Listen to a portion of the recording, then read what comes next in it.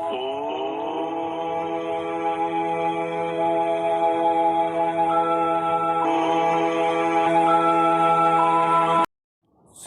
ભગવાન કી જય, સનાતન ધર્મની જય।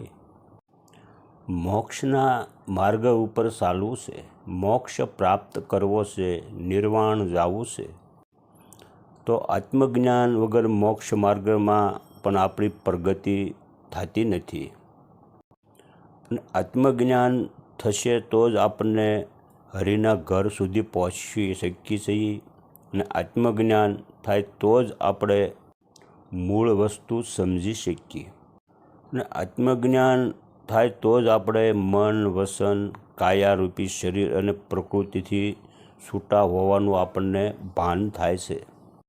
છૂટા એટલે કે આપણે એનાથી અલગ છીએ એવું જ્ઞાન થાય છે। અને આત્મજ્ઞાન થાય પછી જ આપણે પોતે કર્મનો અકર્તાપણા બની જઈએ છીએ અને કર્મનો ભોગતા પણ નથી રહેતો અને અકર્તાપણું આપણામાં પ્રગટ થાય છે। એટલે આત્મજ્ઞાન થાય પછી જ્ઞાન એટલે શું એ પણ એને સમજાય છે।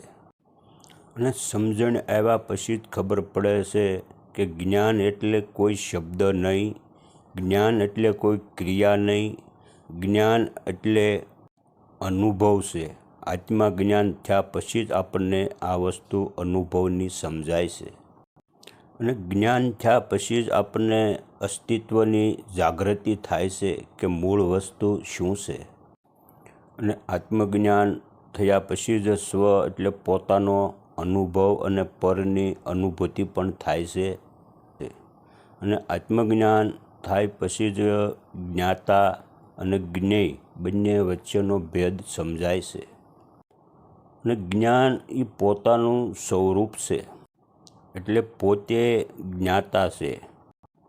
અને પોતાના સિવાય જે બાકી વધ્યું એ અને જેટલું પણ દેખાય છે તે બધું જ્ઞેય છે અને જ્ઞાન નથી। અને આત્મા કંઈ પણ બોલતો નથી, પરંતુ અહંકાર દૂર થાય ત્યારે આત્મા પોતાની પ્રભુતા પણ બતાવે છે। અને મન શુદ્ધ થઈ ગયું હોય તો જ સાચું મન કહેવાય છે અને એ પવિત્ર પણ કહેવાય। અને પવિત્ર મનથી જ પરમાત્મા સાવ નજીક છે એવું આપણને લાગે છે।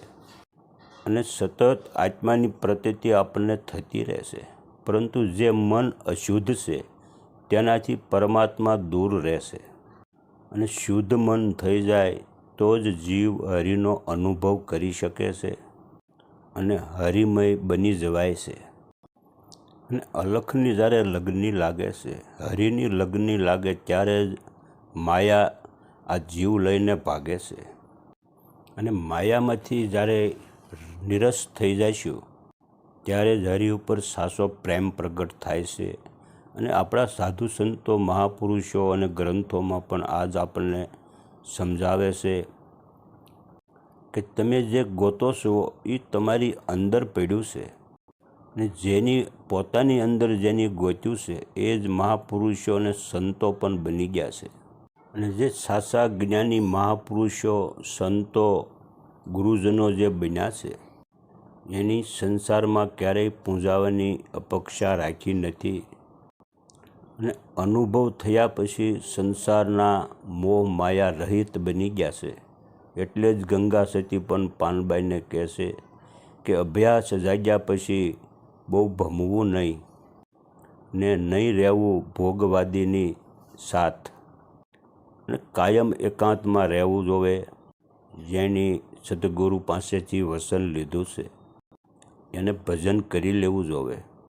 જે આધ્યાત્મિક રુચિ ધરાવે છે, જે આધ્યાત્મિક સાધના કરે છે એવા સાધક માટે આ ગંગામાનું બહુ સુંદર ને સરસ ભજન છે કે અભ્યાસ જાગ્યા પછી ભમવું નહીં ને નહીં રહેવું ભોગવાદીની સાથ।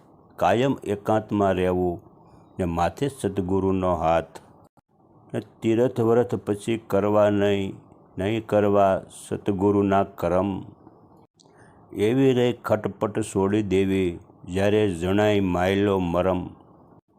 અને હરિમય જ્યારે જગત જાણ્યું ત્યારે પરપંછી રહેવું દૂર, ને મોહ સઘળો છોડી દેવો, ને હરીને ભાળવા ભરપૂર, અને મંડપને મેળા પછી કરવા નહીં, એ તો અધૂરિયાના છે કામ. અને ગંગા સતી એમ બોલ્યા, બાળવા હોય પરિપૂર્ણ જો રાગ, તો અભ્યાસ જાગ્યા પછી ભમવું નહીં રહેવું ભેદવાદીની સાથ. અને આ જ વિચારોથી અને આ જ જ્ઞાનથી જ્યારે સાધના આદરી છીએ, ત્યારે જ સાચી બ્રહ્મની લગ્ની લાગે છે આપણા ઘટમાં. સાચી લગ્ની જ્યારે લાગે ત્યારે જ સઘળી ભ્રાંતિઓ આપણી ભાંગે છે. જ્યારે આપણી ભ્રાંતિ મટે ત્યારે જ આપણને ભય પણ ટળે છે, અને ભય ટળે ત્યારે જ આપણું સ્વરૂપ જણાય. અને આ શબ્દને બહુ સમજવા જરૂરી છે. આ શબ્દ જ્ઞાન પણ કહેવાય. જો કોઈ વ્યક્તિ શબ્દને સમજે છે તો તે જ્ઞાનને પણ સમજી શકે છે, અને સમજીને જ્યારે અનુભવ કરે ત્યારે જ તે સાચો અર્થ પણ સમજી શકે છે. અને આ સંસાર રૂપી સાગરમાં, આ એક સરોવરમાં એક હંસ બની વસનરૂપી મોતીડા આપણે સણી લેવાના છે. અને આ બધું જ સંસારમાં રહીને જ આપણે કરવાનું છે. ઉપર જવાનું કે એકાંતમાં ચાલ્યા જવાથી કાંઈ ઉપર જવાતું નથી. અને સંસારિક વૃત્તિ અને પ્રવૃત્તિ જો આપણી ભીતર હશે તો સંસારની ભીતરમાં રહી કે જંગલમાં જઈને રહી, બધું પરિણામ એક જ આવે છે. અને યોગીઓ મહાપુરુષોને જે આનંદ સમાધિમાં મળે છે તે જ આનંદ પણ આ સંસારના ઘરમાં રહીને બેસીને અને ભક્તિ કરવાથી પણ પ્રાપ્ત થાય છે. ઘરમાં રહી કે સંસારમાં રહીએ એમાં કોઈ ખોટું નથી. આપણે સંસારમાં રહીએ તેનો પણ કોઈ વાંધો નથી. જ્યારે સંસાર આપણે અંદર ઘૂસી જાય ત્યારે થોડોક વાંધો આવે. આ સંસારમાં રહેવાનું ને આપણામાં સંસાર રહે તેમાં ઘણો ફરક છે. સ્વર્ગમાં રહેવું કે નરકમાં રહેવું એ આપણા હાથની વાત છે. અને પરમાત્માને પ્રાપ્ત કરવું એ આપણું મુખ્ય લક્ષ્ય નિષ્કામ ભક્તિ છે. એટલે આપણે કોઈ પણ કર્મ કે કાર્ય કરી રહ્યા હોવા છતાં પણ અકર્તા છીએ. અને સંસારમાં રહીને જ ભક્તિ કરવાની છે. પણ સંસાર આપણી અંદર ન આવે એ ધ્યાન રાખવું આ જ સાચું ધ્યાન છે. અને ઝઘડા કલેશ આ જગતમાં મટી જાય ત્યારે જ આપણા કર્મરૂપી ધાગા તૂટે છે. અને કર્મરૂપી ધાગા તોડવા માટે જ આપણે નિષ્કામ ભક્તિ કરવાની છે. અને આ જ સાચું આત્મજ્ઞાન છે. અને આત્મજ્ઞાન થયા પછી પામી જાય એવું પણ નથી. અને આત્મજ્ઞાન થયા પછી જો ભક્તિ છૂટી ગઈ તો પાછા સંસારમાં ખેંચાઈ જઈશું.